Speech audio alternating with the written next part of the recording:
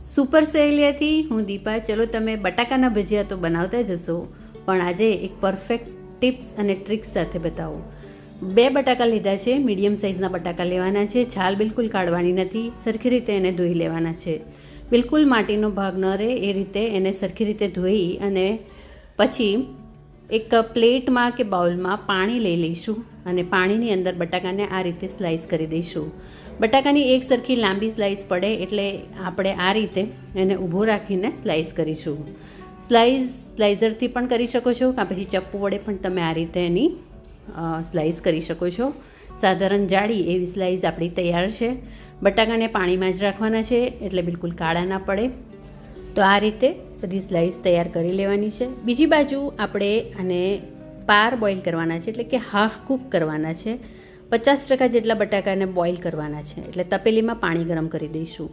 અહીંયા 1.5 લીટરની તપેલીમાં લગભગ મેં 1.25 લીટર જેટલું પાણી લીધું છે અને પાણી થોડુંક ગરમ થાય એટલે બટાકા એની સ્લાઈસ જે છે એ એડ કરી દઈશું. તો ભજીયા બનાવવાની સ્ટાઇલ એકદમ જુદી છે અને આ રીતે પરફેક્ટ ક્રિસ્પી ભજીયા બનશે અને ટેસ્ટમાં પણ બહુ જ સરસ લાગશે.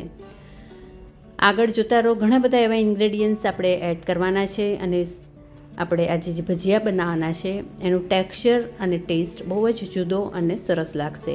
વરસાદ હજી પડી રહ્યો છે તો આ રીતે ભજીયા જરૂરથી બનાવી અને મોન્સૂન એટલે કે ચોમાસું એન્જોય કરજો. આ રીતે સ્લાઈસ એડ કરીને ઉપર આ રીતે ફોર્મ એટલે કે ઝાંક દેખાય, આમ ફીણ વળે ત્યાં સુધી બટાકાને થવા દેવાના છે. એટલે કે 50% બટાકા બોઇલ કરવાના છે. થોડું ઉપર ફીણ દેખાય એટલે બધા બટાકાને પાણીમાંથી કાઢી લઈશું અને એક સ્વચ્છ કપડા ઉપર આ રીતે પોળા કરી દઈશું.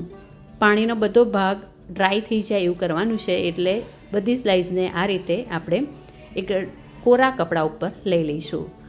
ઉપરથી એવું લાગે તો બીજો કોરો નેપકિન મૂકી દેવાનો અને બટાકાને સરખી રીતે ડ્રાય કરી લેવાના. તો જો આ રીતે બીજો ઉપર કોરો નેપકિન મેં મૂકી દીધો છે. હવે આપણે આજે ભજીયા માટેનું ખીરું તૈયાર કરવાનું છે. એના માટે 1/2 કપ જેટલું બેસન ચણાનો લોટ એક બાઉલમાં લઈ લઈશું. એની અંદર 1/2 ચમચો જેટલો કોર્નફ્લોર એડ કરવાનો છે. મોટી ચમચી 1/2 ચમચી જેટલો કોર્નફ્લોર એડ કરવાનો છે. કોર્નફ્લોરથી ક્રિસ્પી થશે. કોર્નફ્લોરને બદલે ચોખાનો લોટ પણ આપણે ઉપયોગમાં લઈ શકીએ છીએ. તો કોર્નફ્લોર એડ કર્યા પછી મસાલામાં મીઠું એડ કરી દેવાનું છે, એ 1/2 ચમચી જેટલું એડ કરી લઈશું. આમાં લાલ મરચુંનો પાવડર એ પણ 1/2 ચમચી જેટલો. હવે એડ કરી દઈશું એમાં અજમો, એ પણ 1/2 થી 1/4 ચમચી જેટલો અને બધું જ મિક્સ કરી દઈશું. થોડું પાણી એડ કરતા જઈશું. અહીંયા 1/2 કપ જેટલો ચણાનો લોટ લીધો હતો એટલે 1/2 કપ જેટલું જ પાણી એડ કરીશું અને આપણને જોઈએ એવું પરફેક્ટ ખીરું તૈયાર થઈ જશે. ખીરું આવું રાખવાનું છે, વધારે પડતું કઠણ નહીં અને બહુ પાતળું નહીં. કન્સિસ્ટન્સી જોઈ શકો છો ખીરાની, આ રીતે તૈયાર કરવાનું છે. આ બાજુ બટાકા પણ સરખી રીતે ડ્રાય થઈ ગયા છે. હવે જે કરવાની છે કરામત એ છે કે બટાકાની સ્લાઈસને આ રીતે 1.5 ચમચી જેટલો કોર્નફ્લોર એડ કરી સરખી રીતે કોર્નફ્લોરથી સ્લાઈસને કોટ કરી લેવાની છે. આમ કરવાથી સરસ એનું મોઇશ્ચર ઓછું લાગશે અને બટાકામાં ક્રિસ્પીનેસ ખાતાની સાથે પણ લાગશે. કોર્નફ્લોર કોટ કર્યા પછી મરી પાવડર 5 ચમચી જેટલો એડ કરી બટાકાને ટોસ્ટ કરી લઈશું. મરી પાવડર એડ કરવાથી બટાકા અંદરથી પણ સરસ મસાલાવાળા લાગશે, ટેસ્ટી લાગશે.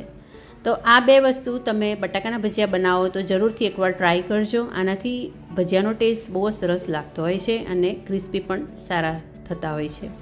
બધું આપણું તૈયાર છે. તળવા માટે તેલ ગરમ કરવા માટે મૂકી દઈશું અને તળતા પહેલાં ખીરામાં 5 ચમચીથી પણ અડધો એવો સોડા અને 1 ચમચી ગરમ તેલ એડ કરી અને ખીરું સરખી રીતે ફીણી લઈશું. સોડા ખાસ નાખો, એનાથી ભજીયામાં સરસ જાળી પડશે અને ક્રિસ્પી પણ થોડા વધારે થશે. તો જુઓ આ રીતે સોડા અને ગરમ 1 ચમચી તેલ બધું સરખી રીતે હલાવી ફેટીને મિક્સ કરી દઈશું. ખીરું આપણું તૈયાર છે અને આ રીતે ખીરું જોઈ શકો છો પાછું ખેંચાય છે અને આટલું થીક રાખવાનું છે. હવે આ રીતે સ્લાઈસને કોટ કરી દેવાની છે ખીરામાં. બટાકાની સ્લાઈસ ઉપર કોર્નફ્લોર અને મરીનો પાવડર સરસ રીતે કોટ થઈ ગયો છે અને હવે આપણે બેસનના ખીરામાં કોટ કરી અને એને તળી લઈશું. ગરમ થયેલા તેલમાં મીડિયમ હાઈ ફ્લેમે બટાકાના પિત્તા જે છે ભજીયા છે એને તળી લેવાના છે અને સરસ ફૂલીને થશે આ બટાકાના ભજીયા. તો આ રીતે સરસ ક્રિસ્પી ભજીયા ગોલ્ડન કલરના થાય ત્યાં સુધી ઉલટ કરીને એને તળી લઈશું. તો ફ્રેન્ડ્સ, ભજીયા તો બધા બનાવતા જ હતો, પણ ખાસ આ રીતે આ 2 સિક્રેટ ઇન્ગ્રેડિયન્ટ્સ એડ કરી અને ભજીયા બનાવશો તો ચોક્કસ ઘરમાં બધાને ગમશે અને એકદમ પરફેક્ટ ટેસ્ટી બનશે. કિટી પાર્ટી સ્ટાર્ટરમાં કે વરસતા વરસાદમાં ચા કે એકલા પણ ખાવાની મજા આવે એવા આ બટાકાના ભજીયા ચોક્કસથી ટ્રાય કરજો.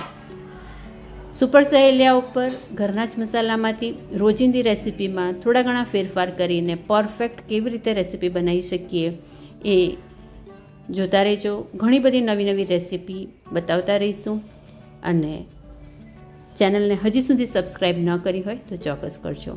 તો જુઓ, આ રીતે બધા જ ભજીયા સરખી રીતે તળી લેવાના છે અને પરફેક્ટ ભજીયાની મજા માણો વરસતા વરસાદમાં. Thank you for watching super Saheliya. જોતા રહેજો. ફરી મળીશું નવી રેસિપી નવી સહેલી સાથે. Thank you.